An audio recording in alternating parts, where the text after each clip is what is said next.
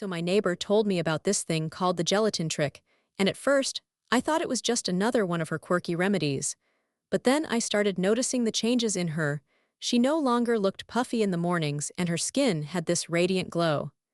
She swore by the gelatin trick, saying it helped her drop that heavy feeling after meals, and I was intrigued. As I dug deeper, I found that the gelatin trick is all about harnessing the power of gelatin to soothe the gut and reduce inflammation, which is a major culprit behind bloating. By incorporating the gelatin trick into my daily routine, I've started to wake up without the bloat, and it's been a game changer. The gelatin trick is incredibly simple. Just mix some unflavored gelatin with warm water and drink it down, but the benefits are profound. If you're struggling with bloating and inflammation, I highly recommend giving the gelatin trick a try. Check out the link in my description for more information. And be sure to take a look at the pinned comment, where I've shared a simple recipe to get you started with the gelatin trick. Head on over, and let's get started on this journey to a happier gut with the gelatin trick.